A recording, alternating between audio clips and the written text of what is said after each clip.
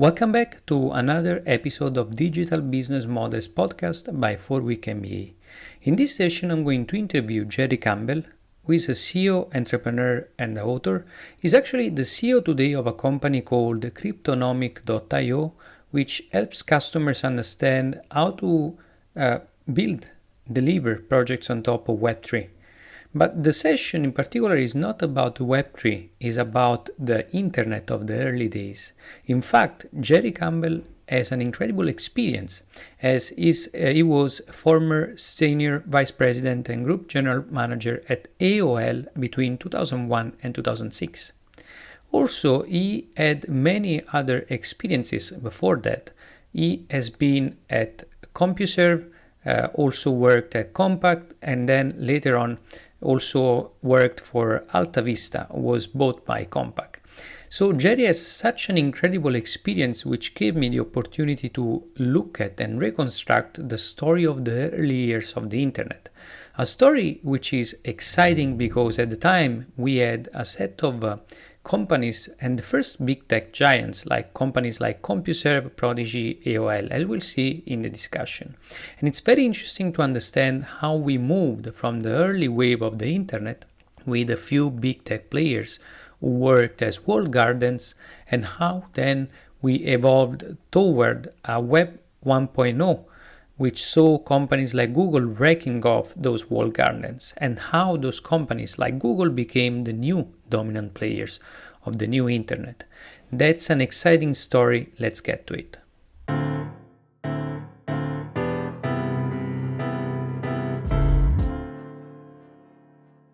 Gerry, thank you for joining this conversation on the 4weekMBA podcast.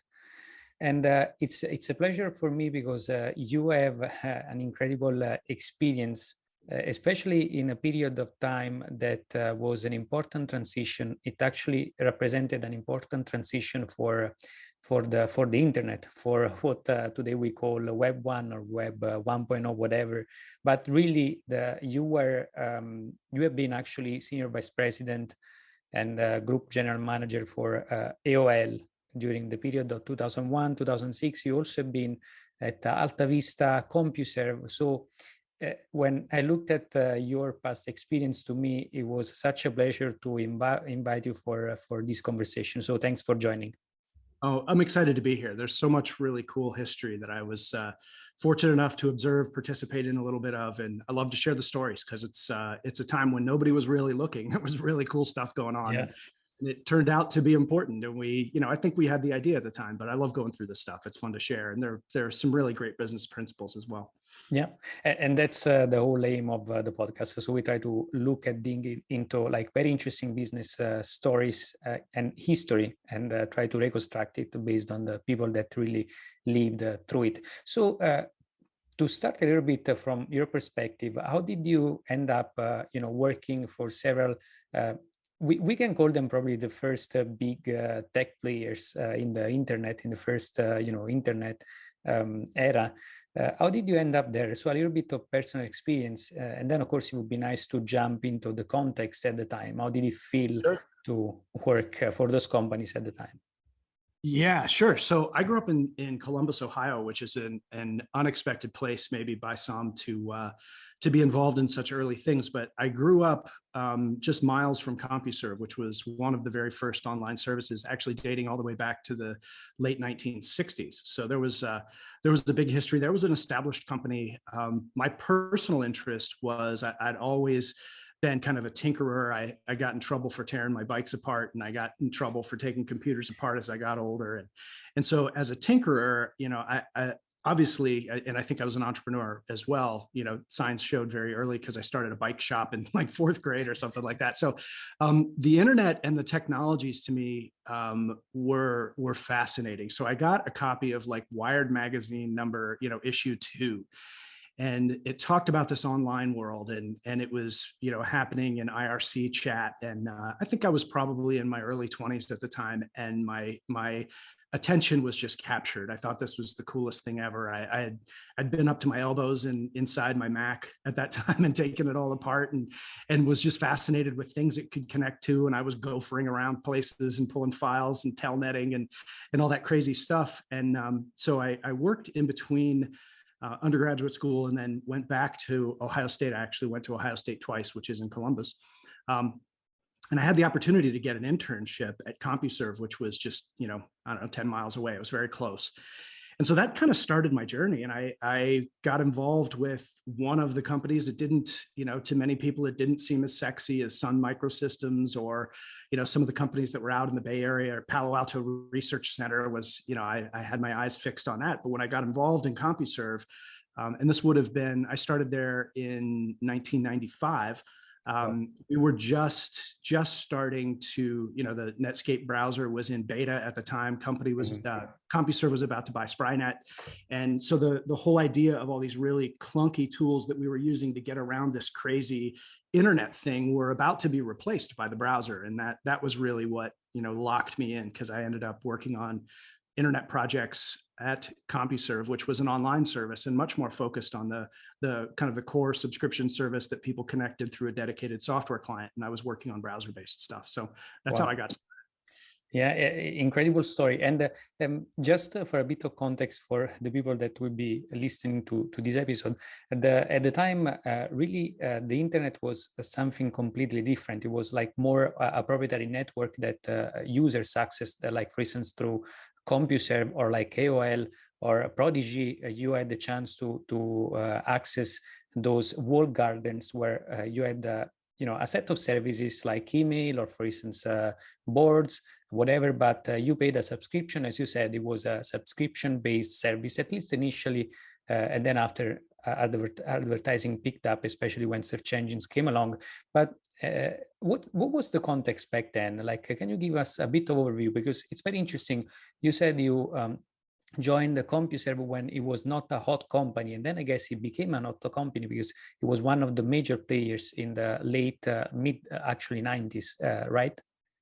Yeah, so CompuServe was actually, there was Prodigy, there was CompuServe, there was a thing from Genie called the Genie Information Service. So yes, services were popping up. CompuServe, I think, was the biggest of them, but just to put it in perspective, we had a couple million paying users at the time. So wow. It was big for what it was. But then if you go to the full context, people didn't have personal computers in their home very frequently. It was just not that common. So um, it was huge at the time. It was a huge user base at the time. At the time it was big, but it was still kind of a, you know, when I was in business school, right around the time I joined CompuServe, some of my friends who were going into logistics and other things, and they were taking their MBAs and doing these incredible things, you know, they would tell me, don't waste your MBA on, you know, don't go to the internet. Nobody's ever going to transact over the internet. Wow. It's just us, you know. And I said, I don't know. I kind of feel it. I think I'm going to do it. Nice. So, but that was the context. Computing was not a big part of people's lives. It was something you did for school projects. It was, you know, if you were in the government, you had access to the internet. If you were kind of an early adopter, you might have AOL at your house. Well, not even AOL at the time. It was, you might have Genie or Prodigy or CompuServe at the time. So it was just a very small part of our society. Yeah. Yep. And how did it grow into like a giant, like going into a scenario where those subscription-based, you know, business models like CompuServe, and later on like search, and then, you know, with AOL, how did they end up like becoming giants? And did the perception also change?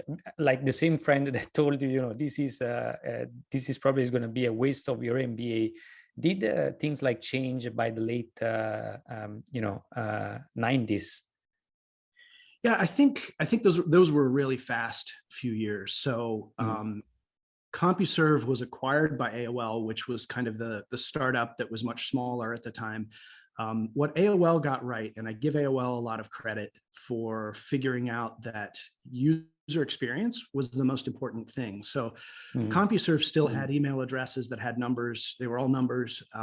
it was a very complex and not very Geeky. visual. Yeah, it was just super geeky. Even though there were buttons you could click, and it was a WYSIWYG interface. It was not sexy. And AOL got a lot of credit for doing a couple things. The first thing is they figured out how to make a service that the average person could use. And I think that's pretty huge. The second thing is they figured out marketing. So those AOL CDs that you could get a certain number of hours free were everywhere. They were in the magazines, the Sky Mall magazines, on airplanes. They were sticking to cereal boxes. They really understood marketing. And then the third thing was that computing was moving along at the same time. So we went from computers being super, super expensive and inaccessible to, I ended up at Compaq. You didn't mention that. I went from CompuServe to Compaq because the frontier at the time was Compaq was selling 5 million computers a year. And I wanted to make sure that every single one of those people signed up to get on the internet. And so did Compaq. So it was a great fit. So that was the group I worked on there. So the whole context of computing moving at the same time, AOL figuring out marketing and figuring out how to deliver a technical experience to the mass market, that was really the catalyst. And then in parallel to that, the browser wars started, and browsers got more and more capable. The languages behind them got more and more capable. So by the end of the 90s, just to fast forward a little bit, I went from CompuServe to Compaq and worked on the internet out of the box experience with a team of a couple people, and then we ended up owning AltaVista. So Compaq owned AltaVista, and in a big kind of big hardware company, nobody really knew what to do with it. So a small team of people was put together to spin it out, and I was one of the most junior people on the team, but we figured out, okay, let's spin AltaVista out, take the search engine and add some pieces to it. And that period of time between 95, 96 to 98, 99, those years were incredible in terms of the companies that emerged, the business models that emerged, and the people. So just a weird little piece of history. When we were looking to spin AltaVista out of Compaq, we wanted to put some capabilities with it. So the idea was, let's put a shopping engine with it. So we acquired shopping.com, and we wanted to put media with it. So we built a media arm, and then we also acquired local, because the belief was the internet should be local. And, an evolution of the yellow pages to something, far greater. And there was a company called Zip2 that was founded by two brothers that we didn't really know anything. And the brother. It was Elon Musk. Yeah. And so at that time, he was nobody. There were just all of these characters around, all of these technologies and everything moving really quickly. So Compaq bought shopping.com, and then also bought Zip2, rolled it into AltaVista. And that all happened from the time when everybody was accessing the internet by command line interface, which was where I started in 94, 95. It was 95. Up to 98, 99, where Elon had emerged, search had become a dominant model, and the kind of closed walled garden services had started to get competition from the open internet. And this is a very interesting point which you're making, because now we're going to look at it forward in this episode. But as anything, when a new market opens up, you expect the market to move in one direction, and instead it's going to open up in a completely different direction. As you said, like the giants of the time were actually putting together all the pieces to offer like a comprehensive service within their walled garden. Also, the way Compaq, I guess, was doing it by adding Zip2, because Zip2 was like a service that provided the local directories, I guess. So as you said, like the two main applications that were killer applications at the time were like, as you said, probably e-commerce, local directories, and probably like email and boards, pretty much. But I guess a few people would have expected that search would have taken over and wrecked them all apart, or at least, I mean, until a certain point, it was not clear that search would take them all over. And then after, it became very clear when like a company like Google probably took over so fast, so quickly. And then it became clear that probably search was something that could dominate the second wave of let's say the last part of the first wave of the internet, of the web 1.0. And that's pretty interesting. So to remark a little bit this transition, now that let's say you went from the experience that CompuServe, and then CompuServe merged, actually was acquired by AOL to build up the largest tech player at the time, so the first tech giant of the internet era. And then after you moved to search with Compaq and AltaVista, and then you went back to AOL. What was the reasoning there? I mean, what did you see going forward? Why did you see like probably AOL having a competitive advantage, moving in the right direction at the time? What was your thinking? Yeah, there are a couple things. So I was involved very peripherally in AOL's acquisition of CompuServe, which was I was the guy, 3 tiers down who was told to go fetch some data, right? And because I was working on, at the time, I had the personal page service and a business hosting service. So when AOL got interested in the internet stuff, but I had lived in Columbus my whole life and wanted to get out. So it's a great town. It's even better now, but I wanted to go see the world. And so my leaving CompuServe was not as much driven by where the technology was going. It was more just wanting to be in the game, right? So, excuse me, not where the technology was going, but where the brands were going. So I wanted to be in the game. I intended to go to the Bay Area, ended up in Houston at Compaq. What's interesting though, the reason I went back to AOL, so the time that I had at AltaVista was one of those crazy times where we didn't know stuff. We didn't know, like when we did a business deal, we didn't know, we would have a conversation with a company. There was something, I can't remember, vicinity.com. We spent weeks having these fantastic partnership discussions with the team there. And then when it came all down to it, we're like, and you pay us for that. And then they said, no, you pay us for that. And so we ended up, it was so confusing because nothing had been solidified. What had started to solidify at that point was paid search. So I was in the shopping group at AltaVista, and my job was to figure out how to turn what at the time was the world's largest search engine from a strategic perspective. How do we get traffic into the shopping experience? How do we present purchasing opportunities? How do we do our search advertising? So there were a lot of people working on it at the time inside of AltaVista. My particular angle was, how do we get all of these products? We had 1 million products in the shopping.com database, and we were a shopping search engine, one of the first pay-per-click shopping search engines. And so what I saw there was that these models, like paid search was big. And the thing that occurred to me, and I give my colleagues at AltaVista a lot of credit for this, there was a high sensitivity to user experience. So as much as we were building a business and a technology, there was a great usability team there that was really focused on making sure that AltaVista delivered the results that people were searching for. And that was my first clue that paid search was going to be a big deal. Because when we put shopping results into the AltaVista search engine, when it matched with the user's intent, we did a much better job of getting people to the products that they were interested in finding. So I developed a respect for users and for user intent. The trip back to AOL, so I moved to Virginia from Southern California at the time, and it was to run search. And at that time, AOL was still very much a walled garden. It was kind of taboo inside the company to talk about how the internet was going to be bigger, because at that time they were still doing what was called portal tenancy deals, where a long distance company would buy out all of the opportunity for advertising on the whole service. And it was a very small-minded model. And I learned a lot about putting content into search. I learned a lot about putting transaction opportunities and advertising and relevance and understanding customer intent. So for me, it was an irresistible opportunity to run things that were going to make a big difference in search, because I was kind of dyed-in-the-wool search guy at the time. And then what made it just really easy was that a lot of my CompuServe friends that did stay were now, people within AOL who had built credibility and had been a few years. And some of my favorite people were in positions of influence. So when they needed somebody to run search, luckily I got the call. Interesting.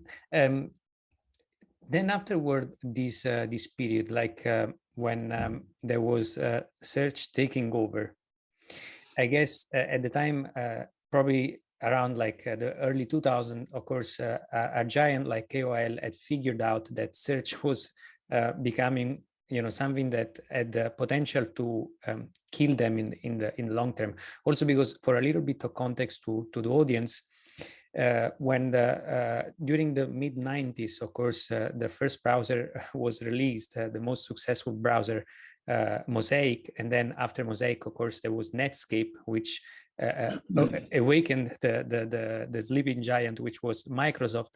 The interesting part is that as Microsoft was so taken by the the war against Netscape, which started to bundle in Internet Explorer in the Office package, and let's say it shifted its focus from AOL dominance to Netscape. So like it was like Bill Gates started to really look at the browser war as the main war that he needed to fight in order for Microsoft to survive in the long run. But the interesting part is that this also gave, I guess, a little bit of breadth to AOL and the ability to grow, because I think there was also a partnership between like AOL and Microsoft during those years. Again, because Microsoft was prioritizing on its browser rather than on the online services, which at the time were primarily sold as the primary application, not even on the internet, because as we said, those were really closed walled services that you could access with your membership. But an interesting question that I would like to look at with you, how a search evolved, like especially from the AltaVista standpoint going forward. There were different players. How did you see a search, evolving during those years? Let's say during the late 90s, going into the 2000s. Yeah, fascinating times. So the early search technologies like AltaVista, AltaVista was actually kind of a lab project inside Digital Equipment. And there was a computer called the DEC Alpha, which was a mini mainframe, if I have that right. It was a large computer, but not a room-sized computer. And it had a limited amount of disk storage, and it had, super limited, meaning it was huge for the time, but we didn't have cloud computing. And it had an incredibly fast multi-threaded processor. So it was a really exciting time for computing. And so AltaVista was actually, and somebody will correct me on my history here, but this is how I remember it. AltaVista ran on individual DEC Alpha computers. And so there was kind of load balancing between them, and I don't want to get too geeky, but the first search engines were technically very, very limited. And the way that played through to user experience was you couldn't find everything because the web couldn't be indexed at the scale that anywhere near the scale as today. So we knew at the time, AltaVista had about 200 million pages in its index, and Google had come up with their cloud infrastructure and the ability to use many parallel smaller computers. So they had a truly elastic way to just add more and more. So when you searched, you put a search term into the entry box and it went to Google, they could search more information, and they also had a better crawler. So they could do a better job of pulling a lot of information in. And then the magic of Google was that they studied, and there's a lot of math and there's a lot of science and in the algorithms, especially in those days, to get the right result that you're looking for. And that's, technically it's called precision at one, which means is the result you get when you put a query in the right result in the first position, second position, third position. And so it was a mess. So early on, there weren't many pages indexed. It was a little bit slower, although AltaVista was very, very fast. Google came along and broke all of the paradigms around the size of the index, the ability to crawl it, and the ability to rank it. And they truly were a breakthrough at the time. And they had a lot of both capital horsepower, but they also had just a lot of technical horsepower. They did a lot of things right. Mm-hmm. So that was the beginning when search actually became more useful. And if you remember back to the time, the internet in terms of publishing was exploding, absolutely exploding. All of the newspapers were coming online. Everybody had to have their own site. Businesses had to have their own sites. There wasn't really as much of a notion of real-time information, but every company had to have kind of a business card type site where you could, just do some basic stuff. And then information like news and all of that was just starting to grow. So searching all of that was a prodigious problem that was limited technically a lot of different ways from kind of pre-Google to post-Google. Yeah, absolutely. This is a key point. So as the internet started to grow like exponentially, probably there were like 2-3 years in between where you had a few sites that could be actually also curated. Like you could have a directory list of websites, until at the point in which this directory list would not be useful anymore because the number of sites had grown so exponentially that it was impossible to keep track of them. So it was needed something who was very good at it And so search was extremely important. Another key point I think, I believe to remark about that time, going toward the late 90s, is that with the explosion of websites on the internet, there was also the explosions of the first search engines. But the problem is the first search engines were also probably easy to game. I mean, if you were an SEO expert in the late 90s, probably it was much easier to game like a search engine like let's say AltaVista or Lycos compared to what would come later. Actually, as we know, even initially, if I'm not mistaken, also Page and Brin, so the founders of Google, didn't think of a spam as a key issue for the search engine. Instead, they thought more of indexing as a key issue to solve. And they were right at the beginning. But then as also Google started to index more and more pages, actually they realized that spam was a core issue. So they had to devote like an entire engineering team, a larger and larger engineering team, as the web was scaling, to actually solving the problem of spamming. And this is still actually an unsolved problem today. Yeah, And, it is. and I think a third aspect, extremely important, is it's about the advertising model that Google managed to actually build up. Because it's important to also remark that initially when Google launched, it was an academic project out of Stanford. And initially the Google founders actually were very skeptical about advertising. Indeed, there is an interesting account in various books where, if I remember well, there is also a meeting between Bill Gross, the founder of Goto.com, which was one of the early search engines, which later on, I think, turned into Overture. And actually, the model of Goto was very smart, because they used a pay-per-click model where, like a CPC, model where an advertiser could actually be featured on top of the search results by simply paying more. So it was simply a bidding auction mechanism. But the main drawback of Goto.com is that, of course, the fact that it primarily listed the paid results without mixing them up with organic results was an issue.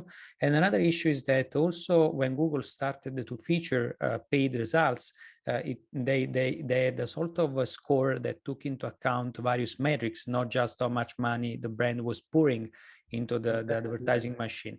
So I think those are critical points. And that's how pretty much Brin and Page had to turn the company, because the company, of course, had a lot of Google had a lot of servers expenses.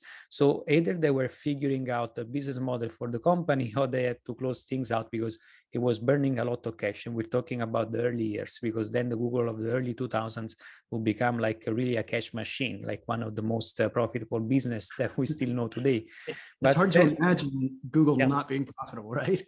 Yeah, it's very hard. But sometimes you hear also the stories of some people recounting, Google has been always profitable.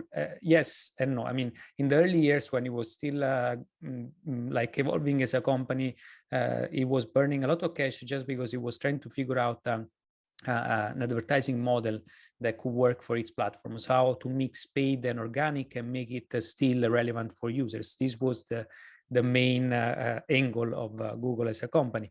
And as they figured this out with the Google Ads, AdWords first, and then how they mixed this up with AdSense in 2003, 2004, that's how the advertising machine exploded. But, it's also important to look at a little bit the evolution of search at the time. And based on your experience,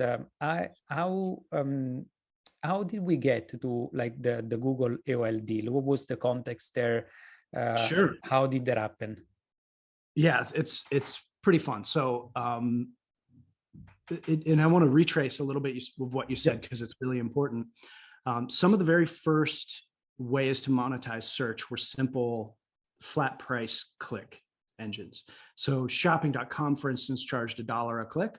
And so if you went into the shopping.com product search, you would search for something and you would get a list of products out of our database, and we would link you off to Best Buy or Circuit City to buy it locally or whatever else. But if you wanted to go to one of our partners, you would click and it would be $1, right?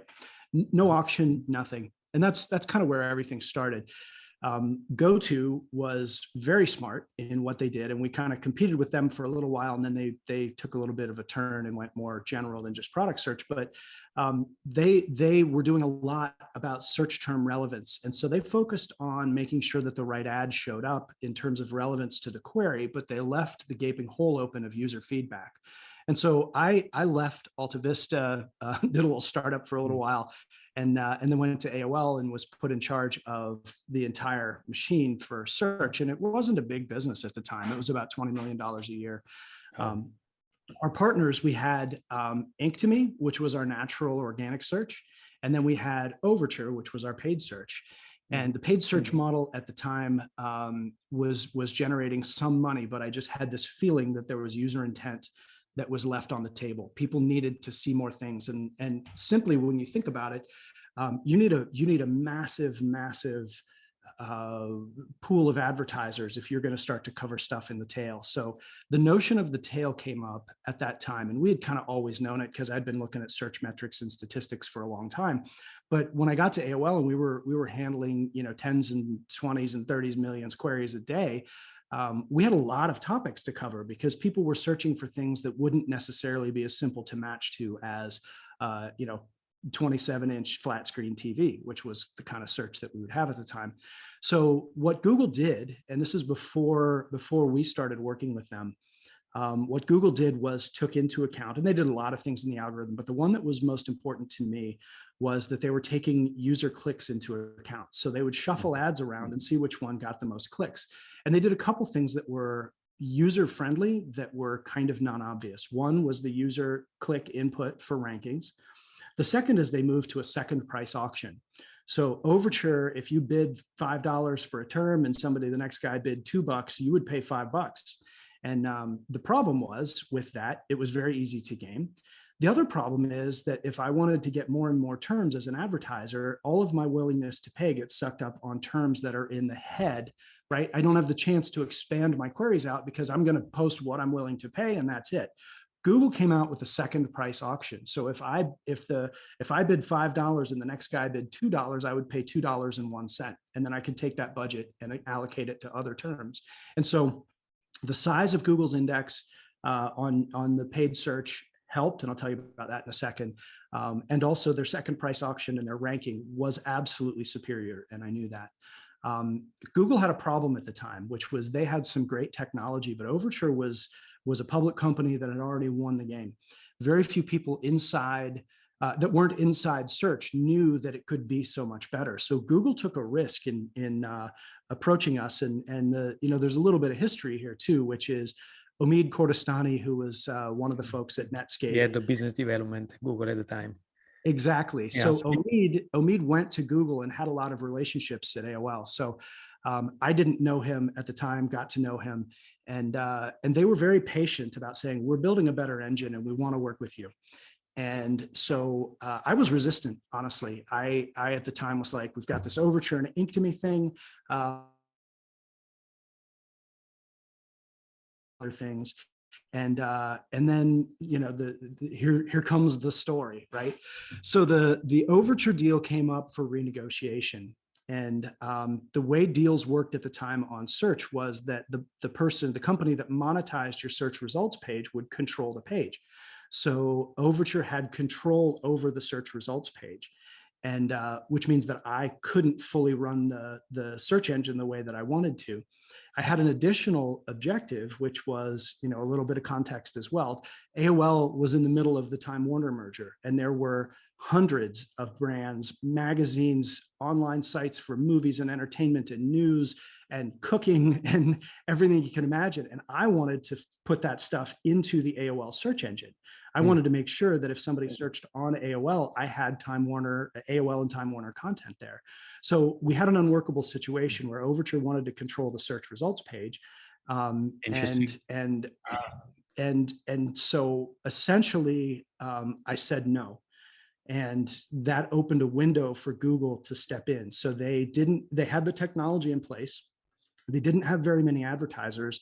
And in fact, when we talked to Omid and the team over there, they said, we're not quite ready. Can we do this in a year? And I said, and the team, it's when I say there was really a we to the whole thing. But the answer was, we have to do this deal now because we're about to do a 3 to 4 year deal. And we're going to end up locked up for a while. And the thing to note about AOL at the time is it was very clear that AOL users were going out to the web. It was also very clear that they spent a lot of money and clicked a lot of ads. So through Overture, we had hundreds of thousands of advertisers who were benefiting from being a part of AOL. We were their largest distribution partner at the time.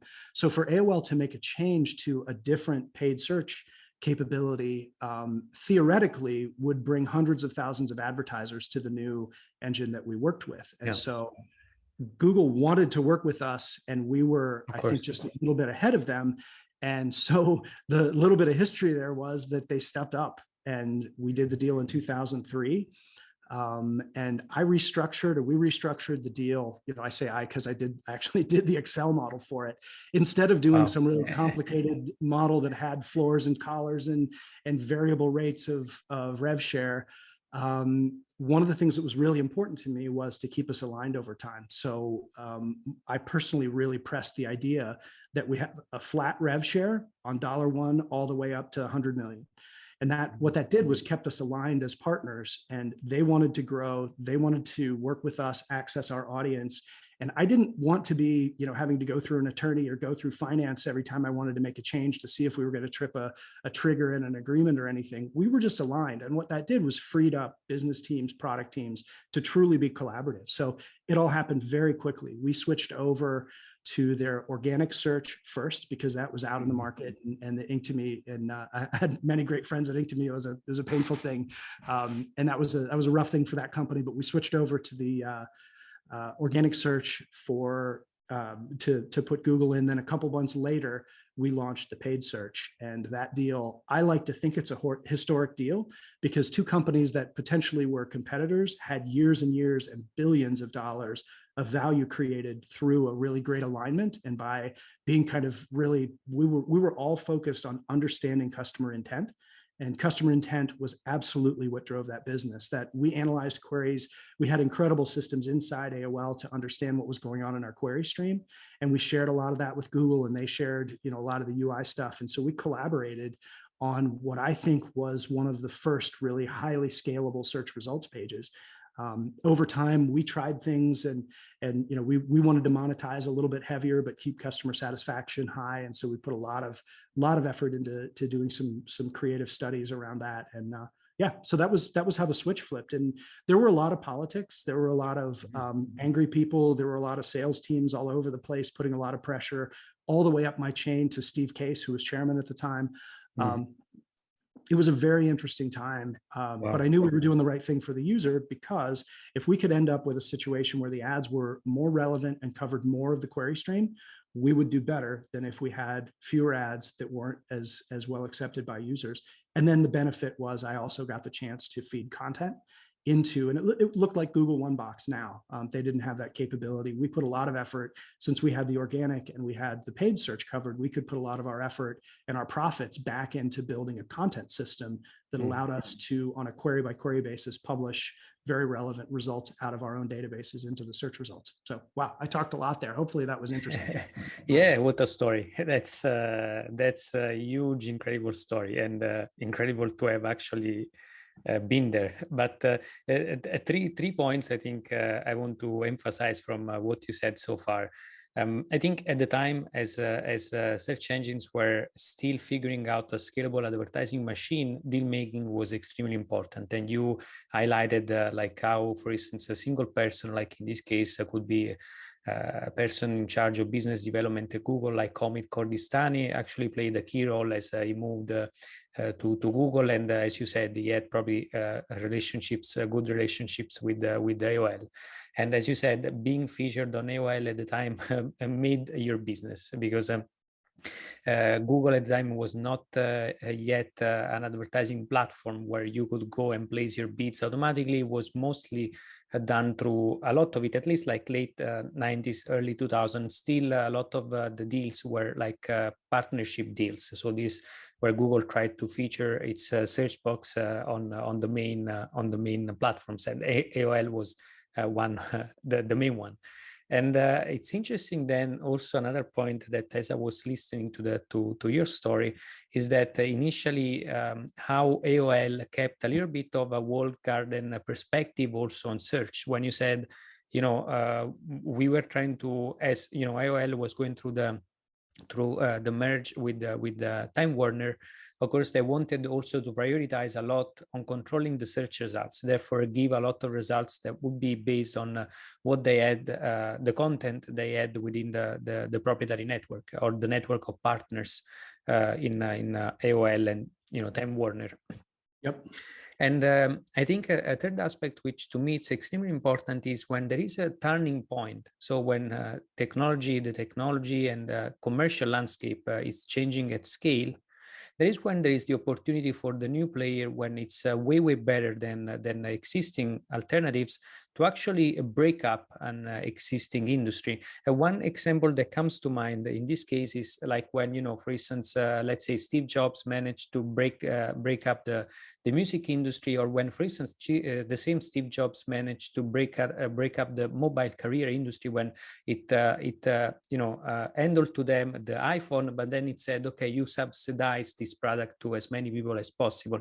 And the reason why it was possible to do that, because it was such an interesting product that for the mobile career, who had a little to offer in terms of innovation on the market, it was a key product to have in its portfolio for its base, for its customer base, to keep growing and keep being relevant. So I think those to me are three extremely important points. And another one which I would like to just emphasize with you, what happened after the change. So when you change, I guess, of course, on the side of Overture, this was a tragedy, like losing the deal with the AOL. It was like a huge loss. And on the other side, how did it go in terms of the integration? So how did the deal play out within like AOL and Google in the years that came later? Yeah. So the Overture side, I found out years later that a friend that I grew up with was one layer back on the legal team when we made the decision to move away from Overture. And so actually, when we made that decision, there was hundreds of millions of dollars of market cap destroyed in that company. And I feel bad about my friend, but it was the right thing for the industry. So the relationship was interesting because we didn't, looking back, deals were at that time, companies, when they worked together, it was always business development. It was largely business development and attorneys and deal making that made things happen. Yeah. I started as a product manager. I started, thinking about, and these were my earliest projects at CompuServe. I wanted to build things that people loved. And so finding a partner that wasn't going to send their business development team every time I had a question, but somebody that would actually send their product people was critical. So at the very beginning, it was really a simple relationship. Technically, they had an API for natural search, and they had an API for paid search, and we drove the search results page and did all of our magic and included those in the two main sections on the page. So from a technical perspective, our engineers didn't have to spend much time together. We had service level agreements and we all of that stuff. But what that allowed us to do was to have discussions a lot about what search should be. And so there was I don't want to overstate it. It's not like we were buddy because we were in a way competing with them.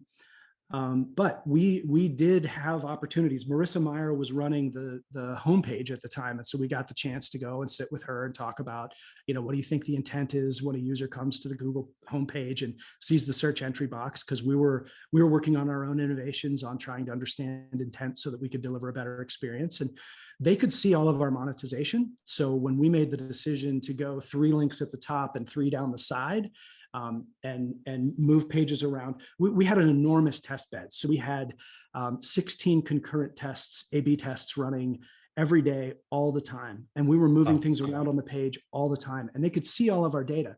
So they couldn't see what was on the page, but they'd be like, wow, what did you do? Because these kind of queries really, blew up. And so we'd have that discussion, and we were pretty open about it. And this is a worthy point to note.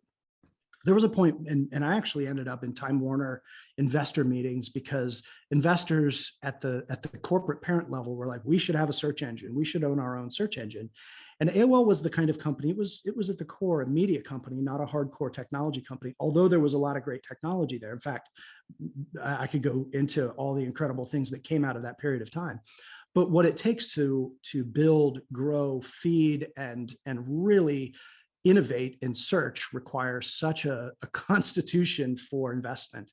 And AOL, it was a decision that I reinforced every time I got, which was we have to find people who are very best and companies to work with that are very best at what they do, so we can be best at serving AOL customers. And so that was a big piece of it. So things moved really quickly. I don't know. Mm-hmm. Anything else on the question you want to dig into?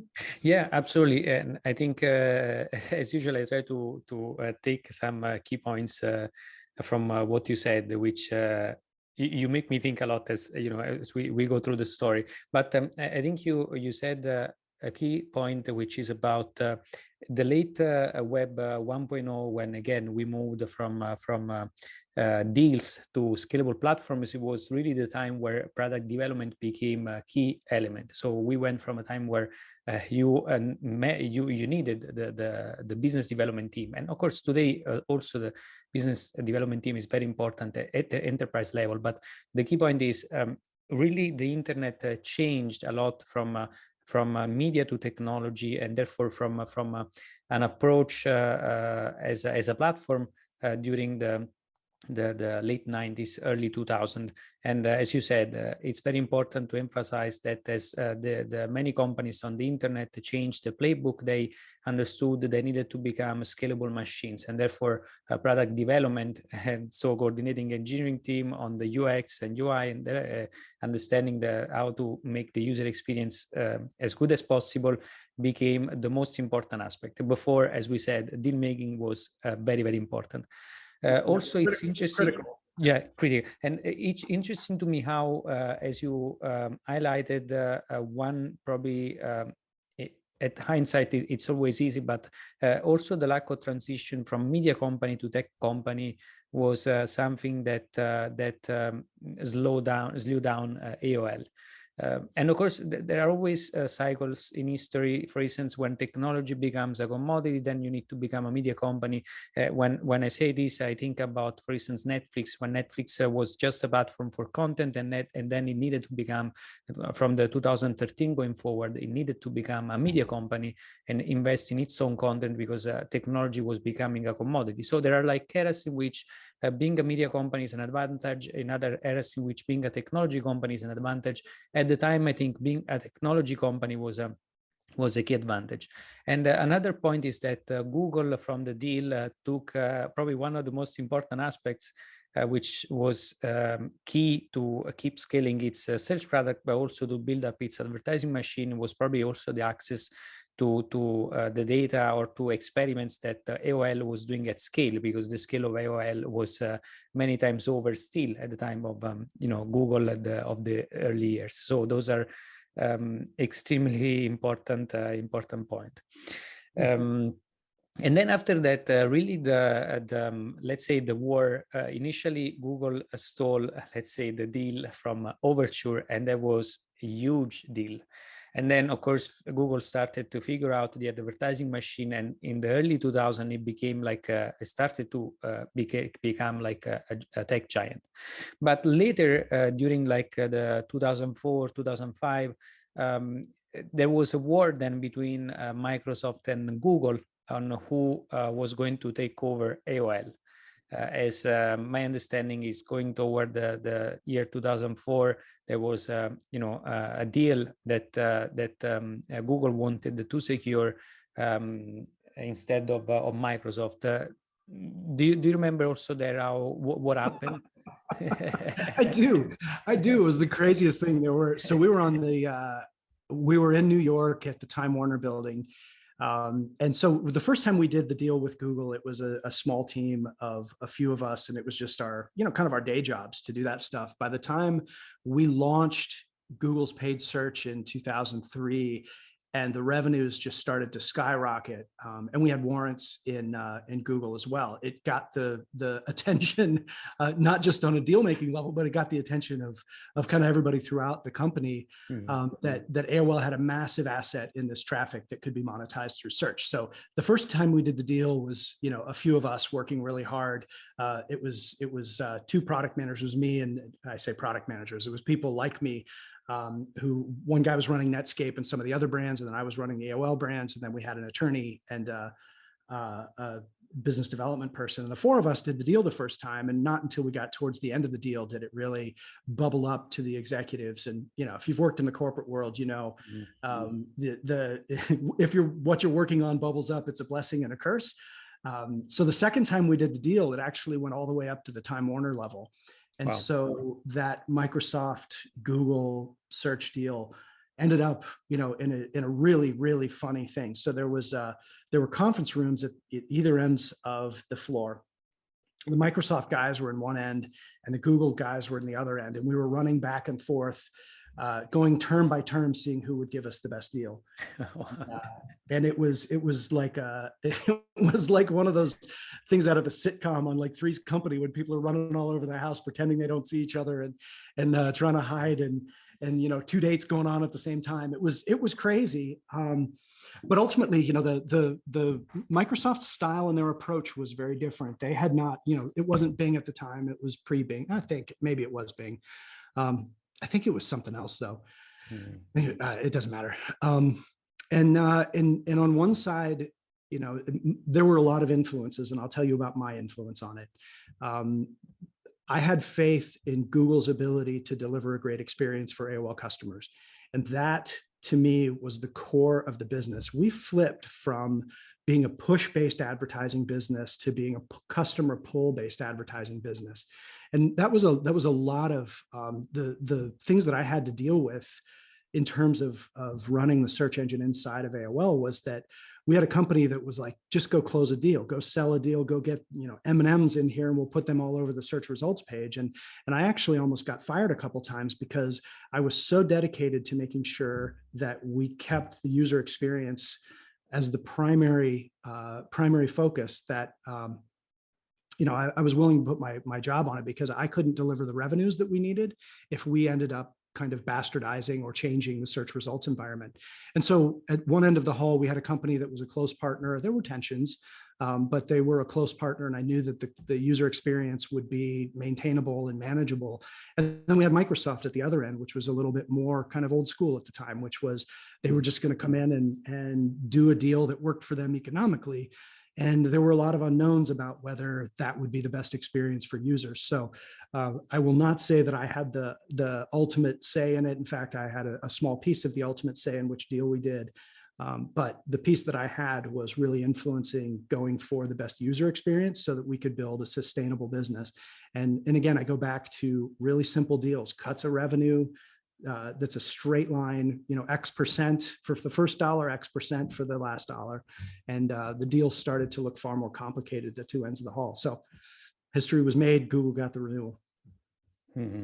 So some key lessons is that it doesn't matter how much business development power you have. If you have a product like Google had at the time, then it becomes much easier to sit at the table. And then, of course, I guess also at the time they had a lot of resources as well on the table, so it wasn't anymore Microsoft was still much bigger, but then it was possible for Google to compete on deal making. When instead on the previous years, when it had to compete with the Overture, it was, I guess, way more complex for Google. And how was the feeling at the time? Because of course, if you're, let's say, cutting the deal with the company that a few years before was the same company that, thanks to your deal, actually turned things around, because Google, when was featured on AOL, as you said, the search, the users traffic they got was huge, and therefore, how was the feeling at the time? Like, did you feel AOL was going toward, unfortunately, to an end? And how did you feel about the fact that Google now was the king, let's say, of that era? Yeah, I would say if it were a single dimension and say, there's a story you could tell that says AOL was a walled garden. We poked a hole in the walled garden and everybody left. Like that's a story that could be told. It's not what happened. What happened was that users became more sophisticated and expected more and more. The nature of the partnership was always a co-opetition partnership. We knew that we were going to have to compete with everybody in the space for users. And I want to go back to a little bit of the feeling of the time. I had friends at early days, friends at Lycos, I had friends at Microsoft, and we would go to conferences and sit on stage and talk together, and it was always very respectful, and there was always a lot of knowledge of what everybody else was doing. So the ways that companies were navigating at the time, it looked in the media like a war. It looked in the, it looked like up on stage. Sometimes if the questions were right, that we had differing opinions, but that was one of those periods of time where really, the people who were running the experiences there were just, we knew each other, and we had, I will say I respected and had a lot of trust in everybody across the table and around the world. So when we did the co-opetition deal with Google, I had been exposed to Google when they started to poach AltaVista engineers way back when. I knew their mission. I knew what they were doing. I knew their trajectory was to organize the world's information. AOL's trajectory was very different. AOL was, at the time, we were still in the Time Warner deal. We were a media company, a true media company. I don't want to take away from any of the technology, because things like instant messaging, we have an incredible number of of search patents that are now held by Google, Facebook, and Microsoft. So it wasn't as simple as we're competing now and they have more horsepower. It was that we were going different directions, and that co-opetition really did work. I think that had we had complex deal structures in place, it wouldn't have lasted as long as it did. I'm very proud of the way that we kept the people who mattered aligned, because when we made money, they made money, and that was awesome. There was an interesting day, and I'll tell you about it. The day that Google announced Gmail, because AOL believed that we kind of kept the user experience and that our mail was the mail that should be. And the day that they announced it, it caused a big buzz. There were a lot of executive questions to me. What are they doing? Where are they going? And I think that was the first time that they had really stepped out to challenge the partnership, and had gotten strong enough that they were on their own path and could do that. And the answer that we had at the time was, we don't control them. We had sold our warrants in the company, so we weren't even really investors anymore, as I recall it. But that wasn't my responsibility. But so I think there was a notion of co-opetition, but there was a couple rounds that we can see now looking backwards that hadn't played out yet. Right. So, wow. Yeah, and it's very hard to predict what trajectory, as you said, in some contexts, like being a media company is an advantage. It has played out extremely well for AOL for years, and then suddenly, Google scaled up very quickly. And when you go from competition to competition, it's very hard. As you said, when you work on the product development side, all you care about is improving the user experience, understanding what's the next product that is actually can improve the user experience of a certain X amount. But on the business development side, and probably on the media side, it's more interesting to look, okay, it's going to be the winner take all, and eventually, as happened in this case, of course, it was Google. But what are some key lessons from those days? Let's say if you had some that you wanted to share. Sure. We've identified some of the trends, right? I love the stuff we've covered. You asked great questions. I think a couple big takeaways for me. Over the period of time that I've been in the industry, I've seen times where you move slowly and times that you move quickly. And so, usually it's driven by innovation and technology that breaks through to the customer experience, right? And so we can look over and over and over again. And in the times where you move slowly, you optimize. So we got the AOL search up and running with Google in it and spent 3 or 4 years optimizing. And it wasn't about big moves. It wasn't about lots of new partnerships. It was about taking what we had and really growing it. And there was an enormous amount of value created there. And then there are times when everything is changing, user behavior is shifting. And when user behavior shifts, it's time to just throw it all in and go, right? And that's the time when a different skill set is required. Optimizers and innovators, and I'm not talking about technology innovators, I'm talking about business model innovators, customer experience innovators. That's when you shift from kind of looking at the small picture of optimization to the larger picture of trends and vision. And so, the reason I bring that up is we are in that right now with Web3. It is one of those times where there's a technology change that's making a huge impact. So my take is, and I'm really excited, a couple of years ago when it was a time to move slowly because the innovations were much smaller, I would have been probably more, I wouldn't be having as much fun with this conversation because I'd be looking back going, oh, those were the days when we had incredible amounts of opportunity in front of us and everybody was trying to talk to everybody to figure out what was happening next. And we were building this shared vision. That to me is one of the big takeaways. That was a point in time when the fundamental model of how people use the internet from browsing to searching changed. And it was the time to just do crazy deals and have some vision about where it's going, adapt really quickly and recognize that it's a time that, the way I talk about it is that when things change, there's a period of time where everything is fluid. And then before you know it, it's locked in cement. And I'll give you a quick example. I was involved with a couple of the companies that Twitter acquired very early on, around 2009. And at that point in time, we didn't know how everything was working. I was involved peripherally in some of the strategy around how Twitter handled the fire hose and all of that. And there were decisions made, everything changed quickly and boom, the fire hose was shut off. And now that was locked in stone. So decisions are made very quickly. And then those decisions, you just got to move on.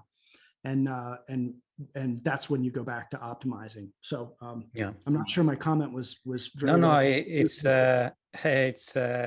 you strike a point, like cement and then fluid. It's I absolutely agree on that. And right now you're working on cryptonomic, so you're working on a Web3 project. So you're saying you see now the same scenario of those early days. And now you see things moving fast also in the Web3 direction, right? I mean, more or less, that's how you see things now. How is your feeling now about Web3? What are you looking at right now, which it's exciting for you? Sure. I do, I don't want to shill for my company, so I won't talk too much about that a little bit, but I think where we are in the context of things is that blockchain technology, you can say that there are a lot of coins out there and tokens and people are going to lose money. And you can say that NFTs are a little bit weird and, nobody wants to, it will never make it to the mass market to buy a silly GIF. But when you look underneath all of that, what's really changed is our ability to keep records has changed. Mm-hmm. And so the ledger of a company, profit, loss, where money comes from and goes to, within a company is now being shifted from companies to projects. And that's enabling an incredible amount of innovation. So when you can attach software to the blockchain and you can do things, which is where Ethereum made its first step, the foundation of everything that we know about companies, technology, business. I'm not saying it's going to change absolutely every aspect of everything, but many things will be fundamentally changed through the notion of the blockchain because money can be programmed to do things. And when money can be programmed to do things, you can program virality, you can program customer usage behaviors into the money and the flows. And an NFT, okay, great. I've got a little pixelized picture of a monkey. But what's really happening there is items can be attached to an incontrovertible record of who owns that item. that changes the art industry, which is what we're seeing. It changes supply chain. There's just so much changing based on the kind of the core of these technologies. It's a shame. I talk to people a lot about what's happening, and it's, oh, Bitcoin burns too much energy, and all of these things that people talk about as being detractors are really expressions of misunderstanding. Yeah.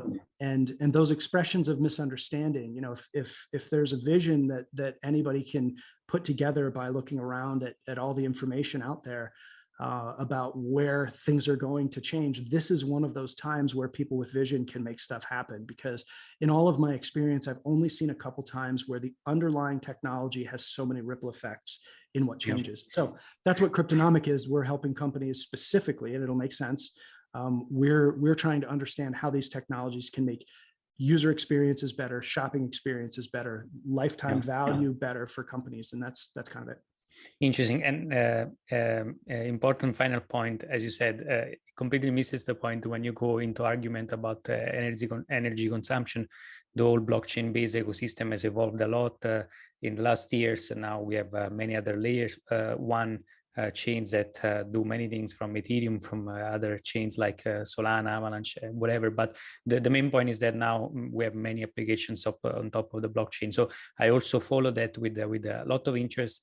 And the NFTs are very interesting because they finally, they might, at least if they are successful at scale, they might actually sort of make the digital ownership similar to a physical ownership, something that for me, when I'm a creator on the web, it's extremely important because it's very hard to build a business on digital products when those are not, there is not ownership of those items. There is no scarcity. So those are extremely important aspects. Last question, then we close this up. I know that the time is due. What is then the most important application that you see now on Web3? Is there anyone that is your favorite one that you think is going to be a turning point for the future? Oh, there's so much good stuff going on. I love decentralized finance. Yeah. I'm not a believer that, governments will be disrupted and the world will change and we won't need governments anymore. That's not what I'm talking about. What I do think is that our current world financial systems, and I'm talking banks on down to customers and then the corporate thing as well, it's so limited. We haven't fundamentally, although there are lots of different ways to invest money in all kinds of different weird products that people can't understand, we haven't really innovated in money in a long time. So I'll give an example. I had a Bitcoin, and Bitcoin was trading around $50,000, and I went to a platform called Nexo, and I was just curious, what can I do with this Bitcoin? Well, I dropped it into Nexo. They let me borrow 60% of that Bitcoin at a certain percentage rate. And I connected my bank account, and the whole transaction, I transferred the Bitcoin in and had $30,000 in my bank account in, I think it was like 10 minutes. And when you think about the implications of access to money, you have to have the collateral to begin with, but think about how it changes corporate finance and corporate revolvers and the ability for a company to take its assets in crypto and invest to innovate. You think about the insurance products, like all of the things. I am super interested in DeFi from being one of the cutting edges that's going to change things. I'm also very interested in how decentralized organizations change things, because the notion of software being the thing that is tracked in an economy is really powerful. Yeah, I'm also very excited about both use cases, and decentralized organization for me, it's a game changer because you can pretty much have companies at scale without having like central departments that at scale are very, very damaging. If I'm thinking about also especially marketing, distribution, development, product development, if you can scale them with a decentralized approach, it will be very interesting to see what happens. Of course, we're going to see this process taking years and years before we get to that point. So yeah. It was incredible discussion. I hope we can have a second discussion, probably focused just on Web3, in the coming weeks as I ramp up the podcast series. So thanks a lot for joining me for this conversation, Gerry. It was a huge pleasure. It was a delight. Thank you very much. Thank you.